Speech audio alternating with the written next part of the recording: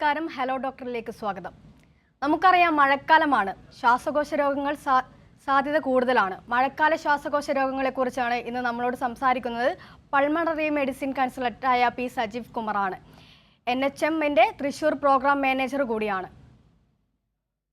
Doctor നമസ്കാരം. Hello ഡോക്ടറിലേക്ക് സ്വാഗതം.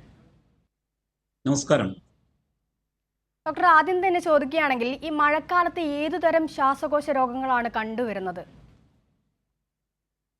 നമ്മൾ മഴക്കാലത്തെ ശ്വാസകോശ രോഗങ്ങളെ കുറിച്ച് പറയുന്നതിന് മുമ്പ് കാലാവസ്ഥയിൽ വരുന്ന ഏതു മാറ്റങ്ങളും മനുഷ്യന്റെ ആരോഗ്യസ്ഥിതിയുടെ ബാധിക്കുന്നതാണ് എന്ന് നാം മനസ്സിലാക്കി പോകണം. അത് മനുഷ്യന്റെ മാത്രമല്ല, മൃഗങ്ങളുടെ ആയാലും ശരി, പ്രകൃതിയിലും കാലാവസ്ഥകൾ മാറ്റം വരുത്തുന്നു. ഇപ്പോൾ നമ്മൾ മഴക്കാലത്താണ് നമുക്കുള്ളത്. നേരത്തെ വേനൽക്കാലം ഉണ്ടായിരുന്നു. വേനൽക്കാലത്തും അതുമായി ബന്ധപ്പെട്ട ചില ആരോഗ്യ പ്രശ്നങ്ങൾ നമ്മളെ അലട്ടിയിരുന്നു. ഇപ്പോൾ മഴക്കാലം വരുമ്പോൾ ഉണ്ടാകുന്ന അസുഖങ്ങളെ കുറിച്ച് സംസാരിക്കുകയാണെങ്കിൽ നാം രണ്ടു തരത്തിൽ അതിനെ സമീപിക്കാവുന്നതാണ്. ഒന്ന്, മഴക്കാലവുമായി ബന്ധപ്പെട്ട് ഉണ്ടാകുന്ന പനികൾ, വിവിധ തരത്തിലുള്ള വൈറൽ പനികൾ, ഫ്ലൂ അഥവാ കോമൺ കോൾഡ്, അതുപോലെ തന്നെ ഇതുമായി ബന്ധപ്പെട്ട് ഉണ്ടാകുന്ന മറ്റ് ഏത് അസുഖങ്ങളും, ഈ അസുഖങ്ങളുമായി ബന്ധപ്പെട്ട് ആ അസുഖങ്ങൾക്ക് അനുബന്ധമായിട്ട് ശ്വാസകോശ രോഗങ്ങൾ ഉണ്ടാകാം. അങ്ങനെ ശ്വാസകോശ രോഗങ്ങൾ കണ്ടുവരുന്നുണ്ട്. അതേപോലെ തന്നെ നിലവിൽ ശ്വാസകോശ രോഗങ്ങൾ ഉള്ള, കൃത്യമായി രോഗനിർണയം നടത്തിയ നിർണയം നടത്തിയ ശ്വാസകോശ രോഗികളിൽ മഴക്കാലത്ത് അവർ അനുഭവിച്ചു വരുന്ന രോഗങ്ങൾ കൂടുതലായിട്ടും കണ്ടുവരുന്നുണ്ട്. അങ്ങനെ രണ്ടു തരത്തിലാണ് മഴക്കാലത്ത് ശ്വാസകോശങ്ങളെ സംബന്ധിക്കുന്ന രോഗങ്ങൾ കണ്ടുവരുന്നത്. ഇതിൽ ആദ്യം പറഞ്ഞ രോഗങ്ങളിൽ, അതായത് നമ്മൾ സാധാരണ കാണുന്ന വൈറസ് പനികളിൽ, അതുപോലെ തന്നെ പകർച്ചപ്പനികളിൽ ഒക്കെ ആദ്യഘട്ടങ്ങളിൽ പനി, ജലദോഷം, അതുപോലെ തന്നെ ശാരീരിക വേദന ഇതൊക്കെ ആയി തുടങ്ങുകയാണെങ്കിൽ അത് രണ്ടാം ഘട്ടത്തിലേക്ക് കടക്കുമ്പോൾ ഒരു പക്ഷേ ആ ഒരു ഘട്ടത്തിൽ രോഗശമനം ഉണ്ടാകാം. അല്ലെങ്കിൽ അത് സെക്കൻഡറി ബാക്ടീരിയൽ ഇൻഫെക്ഷൻ മൂലം ശ്വാസകോശങ്ങളെ ബാധിക്കാനും അതുവഴി ചുമ, കഫം, അതുപോലെ ശ്വാസമുട്ടൽ, നെഞ്ചുവേദന, ചെസ്റ്റ് ടൈറ്റ്നസ് തുടങ്ങിയ പ്രശ്നങ്ങളെ കൊണ്ട് ആളുകൾ ബുദ്ധിമുട്ട് അനുഭവിക്കുന്ന രീതിയിലേക്ക് മുന്നോട്ട് വരാനായിട്ട് വരുന്നതായിട്ട് കാണുന്നുണ്ട്. അതേസമയം നിലവിൽ ശ്വാസകോശ രോഗങ്ങളായ ആസ്തുമ, അതുപോലെ തന്നെ പുകവലി മൂലവും അന്തരീക്ഷ മലിനീകരണം മൂലവുമുള്ള COPD പോലുള്ള രോഗങ്ങൾ, അല്ലെങ്കിൽ ബ്രോങ്കിക്ടാസിസ് പോലെയുള്ള രോഗങ്ങൾ അനുഭവിച്ചു വരുന്ന രോഗികളിൽ പ്രത്യേകിച്ച് മഴക്കാലത്ത് അത്തരം രോഗത്തിന്റെ ലക്ഷണങ്ങൾ കൂടുതലായും കണ്ടുവരുന്നുണ്ട്. ഈ രൂപത്തിലാണ് മഴക്കാലം സാധാരണ പൊതുവായി നമ്മുടെ ആരോഗ്യത്തെ ബാധിച്ചു വരുന്നത് കാണുന്നത്. ഡോക്ടർ, അതുപോലെ തന്നെ ഈ മഴക്കാലത്ത് കാണുന്ന പനി ഈ ശ്വാസകോശങ്ങളെ എങ്ങനെയാണ് ബാധിക്കുക? മഴക്കാലത്ത് കാണുന്ന പനികൾ നേരത്തെ ഇവിടെ സൂചിപ്പിച്ച പോലെ തന്നെ അത് വൈറസ് മൂലമുള്ള പനികളായിരിക്കാം, അല്ലെങ്കിൽ ബാക്ടീരിയ പരത്തുന്ന പനികളായിരിക്കാം. ഇത് ഒരു പക്ഷേ തൊണ്ട, അതുപോലെ തന്നെ ഇയർ, നോസ്, ത്രോട്ട് അതുപോലെയുള്ള ഭാഗങ്ങളെ ബാധിച്ച് പിന്നീട് ഈ അണുബാധ ശ്വാസക്കുഴലുകളിലേക്ക് ഇറങ്ങുകയാണെങ്കിൽ, പലപ്പോഴും നമ്മൾ തൊണ്ടവേദനയും പനിയും ഒക്കെ ആയിട്ട് ഉണ്ടാകുന്ന അപ്പർ റെസ്പിറേറ്ററി ട്രാക്ട് ഇൻഫെക്ഷൻ, ഇത് ഒരു ഘട്ടത്തിൽ അത് നിയന്ത്രണ വിധേയമായില്ലെങ്കിൽ, കൃത്യമായ മരുന്നുകളോ ആന്റിബയോട്ടിക് ഔഷധങ്ങളോ കഴിച്ച് നിയന്ത്രണ വിധേയമായില്ലെങ്കിൽ അത് ശ്വാസകോശങ്ങളിലേക്ക് ഇറങ്ങുവാനും അതുവഴി ന്യൂമോണിയ പോലെയുള്ള രോഗങ്ങൾ പടരുവാനുമായിട്ടുള്ള സാഹചര്യം നിലവിലുണ്ട്. അതുകൊണ്ടാണ് നമ്മൾ പലപ്പോഴും പറയുന്നത്, വൈറസ് പനി ആയാലും ചെറിയ തൊണ്ടവേദന പോലെയുള്ള അസുഖങ്ങൾ ആയാലും അത് കൃത്യമായി ഡോക്ടർമാരെ കാണിച്ച് മരുന്ന് കഴിച്ച് പോകണമെന്ന് പറയുന്നത്. അതുകൊണ്ടാണ് കൃത്യമായ രോഗനിർണയവും കൃത്യമായ ചികിത്സയും ഇത്തരം രൂപത്തിൽ ശ്വാസകോശങ്ങളിലേക്ക് അണുബാധ ഉണ്ടാകുന്നത് തടയാനായിട്ട് സാധിക്കുന്നുണ്ട്. അപ്പം മഴക്കാലത്ത് നമുക്കറിയാം, പലപ്പോഴും ശക്തമായ മഴ പെയ്യുന്ന സാഹചര്യത്തിൽ ഒരു വീട്ടിൽ ഒരാൾക്ക് പനി ഉണ്ടായാൽ അത് മറ്റുള്ളവരിലേക്ക് വ്യാപിക്കുന്നതായും, അതുപോലെ തന്നെ സ്കൂളുകളിലൊക്കെ പോകുന്ന കുട്ടികളിൽ കൂട്ടത്തോടെ പനി വരുന്ന രീതിയിലൊക്കെ പലപ്പോഴും കണ്ടുവരുന്നുണ്ട്. ഒരു ഓഫീസിൽ ജോലി ചെയ്യുന്ന ആളുകളിൽ ഒരാൾക്ക് പനി വന്നാൽ മറ്റുള്ള ആളുകളിലേക്ക് പകരുന്നതായിട്ട് കണ്ടുവരുന്നു. അപ്പോൾ ഇത്തരം സാഹചര്യങ്ങളിൽ ഇൻഡെക്സ് കേസ്, അതിൽ നിന്നും മറ്റൊരു വ്യക്തിയിലേക്ക് പടരുന്നത് തടയാനും വേണ്ടിയിട്ടുള്ള നടപടികൾ സ്വീകരിക്കേണ്ടതുണ്ട്. അല്ലെങ്കിൽ ഈ പനി വന്ന ആൾ കൃത്യമായ ചികിത്സ ചെയ്യേണ്ടതുണ്ട്. അല്ലെങ്കിൽ അവരിൽ തന്നെ ശ്വാസകോശ സംബന്ധമായ രോഗങ്ങൾ, പ്രത്യേകിച്ചും ചുമ, കഫം, അതുപോലെ തന്നെ ശ്വാസമുട്ടൽ എന്നിവ വഴി പടരാനും അത് ന്യൂമോണിയയിലേക്ക് മാറാനും ഉള്ള സാഹചര്യം നിലവിലുണ്ട് എന്നുള്ളതാണ് പൊതുവിൽ പറയാനുള്ളത്. അതുകൊണ്ട് ഈ മഴക്കാലത്ത് കാണുന്ന സാധാരണ പനി നാം ഗൗരവത്തോടുകൂടി ചികിത്സിക്കണം. അതുപോലെ തന്നെ മഴക്കാലത്തുണ്ടാകുന്ന രോഗങ്ങളായ, ഉദാഹരണം പറഞ്ഞാൽ ചിക്കൻ ഗുനിയ, നമ്മുടെ നാട്ടിൽ ഇപ്പോൾ സാധാരണമായി കാണുന്ന എലിപ്പനി അല്ലെങ്കിൽ ഡെങ്കിപ്പനി തുടങ്ങിയ പനികൾ, കൊതുക് പരത്തുന്ന രോഗങ്ങൾ, ഇതൊക്കെ ആദ്യഘട്ടങ്ങൾ കഴിഞ്ഞ് അത് ശ്വാസകോശങ്ങളെ കൂടി ബാധിക്കുന്നതായി കാണുന്നുണ്ട്. എലിപ്പനി പ്രത്യേകിച്ച് എടുക്കുകയാണെങ്കിൽ അത് പ്രധാനമായും കരളിനെയും വൃക്കയെയും ബാധിച്ചതിന് ശേഷം അത് ശ്വാസകോശങ്ങളെ ബാധിക്കുന്നു. അങ്ങനെ വന്നാൽ രോഗി അപകടാവസ്ഥയിലേക്ക് പോകാനുള്ള സാഹചര്യം വരുന്നു. അതുപോലെ തന്നെ ഡെങ്കിപ്പനി വന്നാലും, ഡെങ്കി ഹെമറാജിക് ഫീവർ വരുമ്പോൾ ശ്വാസകോശങ്ങളിലും രക്തവാർച്ച ഉണ്ടാകാനും അതുവഴി ന്യൂമോണിയ കോംപ്ലിക്കേറ്റഡ് ആവാനും അത് രോഗിയെ മരണത്തിലേക്ക് നയിക്കാനും സാഹചര്യങ്ങളുണ്ട്. അതുകൊണ്ട് നമ്മൾ മഴക്കാലത്ത് കാണുന്ന പനികളെ കൃത്യമായി സമീപിക്കണം എന്നുള്ളതാണ് പറയാനുള്ളത്. നമ്മുടെ ഡോക്ടർമാരെ കണ്ടുകൊണ്ട് ചികിത്സ ചെയ്യുക എന്നുള്ളതാണ് പറയാനുള്ളത്. ഡോക്ടർ, അതുപോലെ തന്നെ ഈ വേനൽക്കാലങ്ങളിൽ നമുക്ക് പൊതുവായി ശ്വാസകോശ തടസ്സമായ രോഗങ്ങൾ ഉണ്ടാവാൻ കാരണം ഇപ്പോൾ പൊടിയായിരിക്കാം, അല്ലെങ്കിൽ വാഹനങ്ങളിൽ നിന്നുള്ള പുക, അങ്ങനെ മലിനീകരണം കൂടുതലായിരുന്ന ഒരു സാഹചര്യമായിരിക്കും. അപ്പോൾ ഇത് മഴക്കാലത്തേക്ക് എത്തിപ്പെടുമ്പോൾ എങ്ങനെയായിരിക്കും ഈ രോഗം മനുഷ്യരെ ബാധിക്കുക? മഴക്കാലത്തിലേക്ക് എത്തുമ്പോൾ വേനൽക്കാലത്തിന് വിപരീതമായ അന്തരീക്ഷത്തിലെ വഴി കാറ്റ് വീശുന്നതോ അല്ലെങ്കിൽ അന്തരീക്ഷത്തിലെ പൊടിപടലങ്ങൾക്ക് അല്പം ശമനമൊക്കെ മഴക്കാലത്തുണ്ടാവും. പക്ഷേ മഴക്കാലത്ത് ഈ രോഗകാരികളായ വൈറസോ ബാക്ടീരിയയോ ഉൾപ്പെടുന്ന അന്തരീക്ഷത്തിലെ പൊടിപടലങ്ങൾ ഒരു ഭാഗത്ത് തങ്ങി നിൽക്കാനോ, ഒരുപക്ഷെ നമ്മൾ ജോലി ചെയ്യുന്ന ഓഫീസിലോ നമ്മൾ പെരുമാറുന്ന വീട്ടിലെ മുറികളിലോ ഇത്തരം രോഗകാരികൾ തങ്ങി നിൽക്കാനും, വൈറസോ ബാക്ടീരിയയോ തങ്ങി നിൽക്കാനും, അത് നാം ശ്വസിക്കുന്നത് വഴി അകത്തേക്ക് പോകാനും അതുവഴി ശ്വാസകോശ രോഗങ്ങൾ ഉണ്ടാകാനുമുള്ള സാഹചര്യം കൂടുതലാണ്. മറ്റൊന്ന്, മഴക്കാലം അതുപോലെ മഞ്ഞുകാലത്തൊക്കെ ഈ തണുപ്പ്, ഈർപ്പം മുറികളിലും നമ്മൾ പെരുമാറുന്നിടങ്ങളിലും കൂടുതലായതിനാൽ ഈ ഈർപ്പം രോഗകാരികൾ വളരുന്നതിന് പറ്റിയ അന്തരീക്ഷം സൃഷ്ടിക്കുന്നു. അങ്ങനെ ബാക്ടീരിയ ആയാലും ശരി, ഫംഗസ് ആയാലും ശരി, പൂപ്പൽ ഒക്കെ വളരാനുള്ള സാഹചര്യങ്ങളും അത് നാമായിട്ട് ഇടപെടാനും ഉള്ള സാഹചര്യങ്ങൾ കൂടുതലായിട്ട് വരുന്നു. അപ്പോൾ ഈ ഈർപ്പം അധികരിച്ചു വരുന്നതും അതുപോലെ ഈ രോഗകാരികൾ അവിടെ കൂടുതൽ പെരുകുന്നതും മഴക്കാലത്ത് ശ്വാസകോശ രോഗങ്ങൾ ഉണ്ടാകാനായിട്ട് ഇടയാകുന്നുണ്ട്. ഡോക്ടർ, നേരത്തെ ശ്വാസകോശ രോഗങ്ങളുള്ളവർ മഴക്കാലത്ത് പ്രത്യേകിച്ച് എന്തെല്ലാം മുൻകരുതലുകൾ എടുക്കണം? ശ്വാസകോശ രോഗങ്ങൾ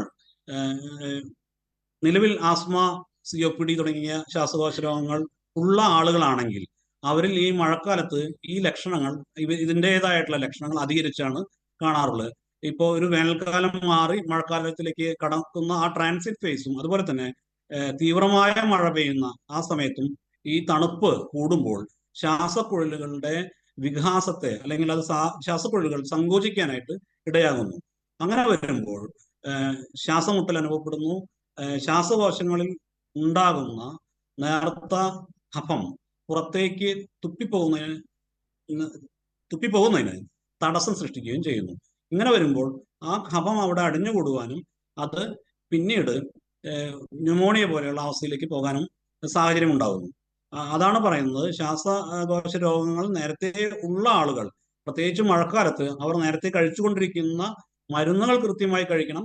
അതുപോലെ തന്നെ ഈ അന്തരീക്ഷത്തിൽ, തണുപ്പേറിയ അന്തരീക്ഷത്തിൽ പെരുമാറുമ്പോഴോ അല്ലെങ്കിൽ അത്തരം സാഹചര്യത്തിലേക്ക് പോകുമ്പോഴോ അവർ ചില മുൻകരുതലുകൾ സ്വീകരിക്കേണ്ടതും ഉണ്ട്. മഴ കൊള്ളാതിരിക്കുക, അല്ലെങ്കിൽ അത്തരം തണുപ്പ് കൂടുതൽ അടിക്കാതിരിക്കുക തുടങ്ങിയ മുൻകരുതലുകൾ അവർ സ്വീകരിക്കേണ്ടതുണ്ട്. ഇനി അത്തരം സാഹചര്യങ്ങളിലേക്ക് പോകുമ്പോൾ കൂടുതൽ അഡീഷണൽ ആയിട്ടുള്ള ചില മരുന്നുകൾ കയ്യിൽ കരുതണം തുടങ്ങിയ കാര്യങ്ങളൊക്കെ ശ്വാസകോശ രോഗികൾ ചെയ്യേണ്ടതുണ്ട്. പ്രധാനമായും ലക്ഷണങ്ങൾ കണ്ടുവരുന്നത് അധികരിച്ച ചുമയും കഫത്തിന്റെ അളവും, നേരത്തെ ചെറിയ തോതിലൊക്കെ കഫം ഉണ്ടാകുന്ന ആസ്മ, COPD അല്ലെങ്കിൽ ബ്രോങ്കിറ്റൈറ്റിസ് തുടങ്ങിയ അസുഖങ്ങൾ ഉള്ളവരിൽ ചെറിയ തോതിലാണ്, അതുപോലെ തന്നെ വെളുത്ത നിറത്തിലാണ് കഫം ഉള്ളതെങ്കിൽ അത് മഴക്കാലം സമയത്ത് ഇത് അധികരിച്ചു വരുമ്പോൾ അതിന്റെ അളവ് കൂടാനും അതുപോലെ തന്നെ കഫത്തിന്റെ നിറം മാറാനും സാഹചര്യം ഉണ്ടാകുന്നു. ഇതെല്ലാം ചില വാർണിംഗ് സൈൻസ് എന്ന് വേണമെങ്കിൽ നമുക്ക് കണക്കാക്കാം. അത്തരം അവസ്ഥയിൽ നിലവിൽ രോഗങ്ങൾ ഉള്ളവർ തങ്ങളുടെ ഡോക്ടർമാരെ കണ്ട് കൂടുതലായിട്ട് മരുന്നുകൾ കഴിക്കേണ്ടതുണ്ടോ എന്ന് ഉറപ്പുവരുത്തണം. അങ്ങനെ കൂടുതലായി മരുന്ന് കഴിക്കാൻ ഡോക്ടർ ഉപദേശിക്കുകയാണെങ്കിൽ അത്തരം മരുന്നുകൾ കൃത്യമായ അളവിൽ കൃത്യമായ ഉപദേശത്തെ തുടർന്ന് കഴിക്കണം എന്നുകൂടി ഉണ്ട്. ഇതാണ് പൊതുവെ ശ്വാസകോശ രോഗികൾ മഴക്കാലത്ത് ശ്രദ്ധിക്കേണ്ട കാര്യങ്ങൾ. ഡോക്ടർ, നമുക്ക് നേരത്തെ പറഞ്ഞതിൽ തന്നെ തുടരാം. ഈ മഴക്കാലത്ത് ആസ്മ രോഗം കൂടാനുള്ള സാധ്യതയുണ്ടോ? മഴക്കാലത്ത് ആസ്മ രോഗം കൂടാനുള്ള സാധ്യതയുണ്ട്. അത് മഴക്കാലം മാത്രമല്ല, മഞ്ഞുകാലത്ത് ആസ്മ രോഗികളിൽ ഒരു കാറ്റഗറി രോഗികൾ പലപ്പോഴും സ്ഥായിയായുള്ള ആസ്മ രോഗലക്ഷണങ്ങൾ, അതായത് ശ്വാസം മുട്ടലും തുമ്മലും ചുമയും ഒക്കെ അനുഭവിക്കുന്ന രോഗികളായിരിക്കും ഒരു ഗ്രൂപ്പ് ആൾക്കാർ. മറ്റൊരു ഗ്രൂപ്പ് ആൾക്കാർ അവർക്ക് എപ്പിസോഡിക് ആസ്മ അല്ലെങ്കിൽ ചില പ്രത്യേക സാഹചര്യങ്ങളിൽ ആസ്മ കൂടുന്ന പ്രവണത കാണിക്കുന്ന ആളുകളുണ്ട്. അവരിൽ ചിലപ്പോൾ ചില ആളുകൾക്ക് അത് അലർജി മൂലമായിരിക്കാം, പൊടിപടലങ്ങൾ മൂലമായിരിക്കാം. നേരത്തെ ഇവിടെ സൂചിപ്പിച്ച പോലെ വേനൽക്കാലങ്ങളിൽ പൊടി പാറുന്ന കാലത്ത് കൂടുതൽ അധികരിച്ച പൊടി ശ്വസിച്ചുകൊണ്ട് ശ്വാസം മുട്ടൽ കൂടുന്ന ഒരു വിഭാഗം രോഗികളുണ്ട്. എന്നാൽ മഴക്കാലത്തിലേക്ക് വരുമ്പോൾ ഈ തണുപ്പ് ട്രിഗറായിട്ട് പ്രവർത്തിക്കുന്ന ഒരു ഗ്രൂപ്പ് ആസ്മ രോഗികളും ഉണ്ട്. അവർ കൂടുതലും ഈ സൂചിപ്പിച്ച പോലെ എപ്പിസോഡിക് ആസ്മ, അതായത് ഒരു 12 മാസം നമ്മൾ എടുക്കുകയാണെങ്കിൽ ചില പ്രത്യേക സമയങ്ങൾ, പ്രത്യേകിച്ചും ഈ മഴക്കാലം അതുപോലെ തന്നെ മഞ്ഞുകാലം, അങ്ങനെയുള്ള അവസരങ്ങളിൽ തണുപ്പ് കൂടുതൽ വരുമ്പോൾ ഈ തണുപ്പ് ഇവരുടെ ശ്വാസകോശങ്ങളെ കൂടുതൽ സെൻസിറ്റീവായിട്ട് ശ്വാസകോശങ്ങൾ പ്രവർത്തിക്കുകയും ശ്വാസകോശങ്ങളിലെ ശ്വാസക്കുഴലുകൾ ചുരുങ്ങാനായിട്ട് ഇടയാക്കുകയും അതുവഴി വായുസഞ്ചാരം സുഗമമായി നടക്കുന്നതിനെ തടസ്സപ്പെടുത്തുന്നു. അതുവഴി ശ്വാസം മുട്ടൽ കൂടുന്നു. രോഗിക്ക് വീസിങ് അല്ലെങ്കിൽ ശബ്ദത്തോടു കൂടിയിട്ടുള്ള ശ്വാസം എടുക്കുന്നതും പിന്നെ ലേബേർഡ് ബ്രീത്തിങ്, ശ്വാസം എടുക്കാൻ ബുദ്ധിമുട്ട് അനുഭവപ്പെടുക, അതുപോലെ തന്നെ ചെസ്റ്റ് ടൈറ്റ്നസ്, കുറുങ്ങൽ അല്ലെങ്കിൽ വലിവ് തുടങ്ങിയ പോലെയുള്ള അവസ്ഥയിലേക്ക് എത്തുകയും ചെയ്യുന്നത് കണ്ടുവരുന്നുണ്ട്. അപ്പോൾ അതുകൊണ്ടാണ് ഈ സമയങ്ങളിൽ ആസ്മ രോഗമുള്ളവർ അവർ കൃത്യമായി കഴിക്കുന്ന മരുന്നുകൾ തുടരേണ്ടത് അത്യാവശ്യമാണ്. അതുമാത്രമല്ല, ഈ രോഗലക്ഷണങ്ങളിൽ അധികരിച്ചു കാണുകയാണെങ്കിൽ അവർ സ്ഥിരമായി കണ്ടുകൊണ്ടിരിക്കുന്ന അവരുടെ ഡോക്ടറെ കണ്ട് ഒരു അഭിപ്രായം എടുത്തുകൊണ്ട് മരുന്നുകളിൽ ഏറ്റക്കുറച്ചിലുകൾ, മരുന്നിന്റെ ഡോസുകളിൽ വ്യത്യാസങ്ങൾ വരുത്തേണ്ടതും അത്യന്താപേക്ഷിതമാണ്. ഡോക്ടർ, അതുപോലെ തന്നെ ഇപ്പോൾ എല്ലാവരും ACD ഉപയോഗം കൂടുതലായി ഉപയോഗിക്കാറുണ്ട്. അത് പലപ്പോഴും വേനൽക്കാലമായാലും മഴക്കാലമായാലും. അപ്പോൾ ഈ ACD ഉപയോഗം നമ്മുടെ ശ്വാസകോശ സംബന്ധമായ രോഗത്തെ ഏതെങ്കിലും തരത്തിൽ ബാധിക്കാറുണ്ടോ? തീർച്ചയായും. AC-യുടെ ഉപയോഗം, AC ഫിൽറ്ററുകളിൽ വളരുന്ന ചില അണുക്കൾ, ബാക്ടീരിയ അണുക്കൾ കൂടിയുണ്ട്. അപ്പോൾ AC മുറികളിൽ നമ്മൾ കൃത്യമായ ഇടവേളകളിൽ ക്ലീൻ ചെയ്യാത്ത AC ഉപകരണങ്ങളിൽ, എയർ കണ്ടീഷൻ മെഷീനുകളിൽ വെച്ചിട്ടുള്ള മുറികളിൽ പെരുമാറുന്നത്, നമ്മളത് വീട്ടിലെ കിടപ്പുമുറിയായാലും ശരി, നമ്മുടെ ഓഫീസിലെ മുറിയായാലും ശരി, അല്ലെങ്കിൽ വീട്ടിലെ ഹാളിൽ വെച്ചിട്ടുള്ള AC machine, air conditioner machine ആയാലും അതിനെ നമ്മൾ കൃത്യമായ ഇടവേളകളിൽ ക്ലീൻ ചെയ്തില്ലെങ്കിൽ അത്തരം മെഷീനുകളിൽ വളരുന്ന ലിജിയോനല തുടങ്ങിയ ബാക്ടീരിയ അണുക്കളുണ്ട്. ഈ സ്പീഷീസ് ബാക്ടീരിയ മൂലം ന്യൂമോണിയ വരാനുള്ള സാഹചര്യമുണ്ട്. അപ്പോൾ വേനൽക്കാലത്തെ താരതമ്യപ്പെടുത്തുകയാണെങ്കിൽ AC മുറികളിൽ കഴിയുമ്പോൾ നമ്മൾ ഇരട്ടി ശ്രദ്ധ കൊടുക്കേണ്ട സാഹചര്യം കൂടി ഉണ്ട്. അത് പ്രത്യേകിച്ചും ഇത്തരം ന്യൂമോണിയ വരാതിരിക്കാനാണ് ശ്രമിക്കേണ്ടത്. അപ്പോൾ സാധാരണ ആളുകൾ ഈ AC മുറികളിൽ കഴിയുന്ന ഇടവേളകൾ നമുക്ക് അത്യാവശ്യത്തിന് ഉപയോഗിക്കുന്ന രീതിയിലേക്ക് മാറാനായിട്ട് കഴിയണം. പ്രത്യേകിച്ച് മഴക്കാലം പൊതുവെ അന്തരീക്ഷത്തിൽ തണുപ്പുള്ളത് കൊണ്ട് AC-യുടെ തണുപ്പ് കൂടി നമ്മൾ ഏൽക്കാതിരിക്കാനായിട്ട് ശ്രമിക്കാം. അത്യാവശ്യ സന്ദർഭങ്ങളിൽ ഈ ഒരു മഴക്കാലത്ത് AC ഉപയോഗിക്കുക എന്നുള്ള രീതിയിലേക്ക് മാറേണ്ടത് വരും. അതുപോലെ തന്നെ നേരത്തെ ശ്വാസകോശ രോഗങ്ങൾ ഉള്ളവർ പ്രത്യേകിച്ചും ഇതിൽ നിന്ന് വിട്ടുനിൽക്കാൻ, AC-യിൽ നിന്നൊക്കെ വിട്ടുനിൽക്കുന്നതായിരിക്കും അവരുടെ ആരോഗ്യസ്ഥിതിക്കും അവരുടെ രോഗശമനത്തിനും അവരുടെ നിലവിലുള്ള രോഗത്തിന്റെ നിയന്ത്രണത്തിനും അവരെ സഹായിക്കുക. ഈ പുകവലി ശീലം, ശ്വാസകോശ രോഗം, മഴക്കാലം എന്നിവ തമ്മിൽ ഏതെങ്കിലും തരത്തിൽ ബന്ധമുണ്ടോ? ശ്വാസകോശ രോഗവും മഴക്കാലവും നമ്മൾ ഇവിടെ സൂചിപ്പിച്ച പോലെ, അതുപോലെ തന്നെ വ്യക്തികളുടെ ശീലങ്ങളും മഴക്കാലവും ശ്വാസകോശ രോഗങ്ങളും ഇതും കൂടി കൂട്ടിയിണക്കിയാൽ കുറച്ചുകൂടി നമുക്ക് ശ്രദ്ധ കൊടുക്കാൻ പറ്റും. കാരണം എന്താണെന്ന് വെച്ചാൽ ഇപ്പോൾ പുകവലിക്കാത്ത ഒരാളാണ്. അദ്ദേഹത്തിന് മഴക്കാലം വരുമ്പോൾ നേരത്തെ ഇവിടെ സൂചിപ്പിച്ച പോലെ മഴക്കാലവുമായി ബന്ധപ്പെട്ട് വരുന്ന രോഗങ്ങളുമായിട്ടുള്ള അതിനോടനുബന്ധമായിട്ടാണ് ശ്വാസകോശ രോഗങ്ങൾ വരാനുള്ള സാഹചര്യമുള്ളത്. അതേസമയം പുക വലിക്കുന്ന ഒരാളാണെങ്കിൽ നേരത്തെ സൂചിപ്പിച്ച പുകവലിക്കാത്ത ആളെക്കാളും ഇരട്ടിയിൽ ഇവർക്ക് ശ്വാസകോശ രോഗങ്ങൾ വരാനുള്ള സാഹചര്യമുണ്ട്. അപ്പൊ അതുകൊണ്ട് നമ്മുടെ വ്യക്തിപരമായിട്ടുള്ള ശീലങ്ങൾ കൂടി, കാലാവസ്ഥയിൽ വരുന്ന മാറ്റങ്ങളോടൊപ്പം തന്നെ വ്യക്തിപരമായ ശീലങ്ങളും മഴക്കാലത്ത് ശ്വാസകോശ രോഗങ്ങൾ വരുന്നതിനെ അടിസ്ഥാനമാക്കിയിരിക്കുന്നു എന്നുള്ളതാണ്. നമ്മുടെ ഭക്ഷണശീലങ്ങളും. ഡോക്ടർ, ഞാനൊന്ന് ഇടപെടുകയാണ്. നമ്മളോടൊപ്പം ഒരു പ്രേക്ഷകനുണ്ട്, രാജഗോപാൽ, തിരുവനന്തപുരത്ത് നിന്ന്. ചോദിക്കാം ഡോക്ടറോട്. ഹലോ ഹലോ ഹലോ പറയൂ. എന്റെ മകളോട് ഈ ശ്വാസം മുട്ടൽ സംബന്ധമായിട്ട് മെഡിസിൻ എടുക്കുന്നുണ്ട്. അപ്പോഴേക്കും ഇപ്പോ ഈ ഹോമിയോയുടെ മെഡിസിൻ കഴിയുന്നു. പക്ഷെ ഈ മഴ സമയം ആകുമ്പോഴേക്കും നല്ലപോലെ ബ്രീത്തിങ് പ്രശ്നം ഉണ്ടാവുന്നുണ്ട്. രോഗലക്ഷണങ്ങൾ നിയന്ത്രണത്തിൽ വരുന്നില്ല എന്നതാണ് പ്രശ്നം അല്ലേ? അത് ഇംഗ്ലീഷ് മെഡിസിൻ കഴിച്ചു നോക്കി. അപ്പൊ ഈ പിന്നെ വലിക്കുന്ന ഇതുണ്ടല്ലോ, അത് ഉപയോഗിക്കുമായിരുന്നു, ഇൻഹേലർ. അത് നിർത്തിയിട്ടാണ് ഇപ്പൊ ഹോമിയോ കഴിച്ചു നോക്കിയത്. വരുന്നില്ല.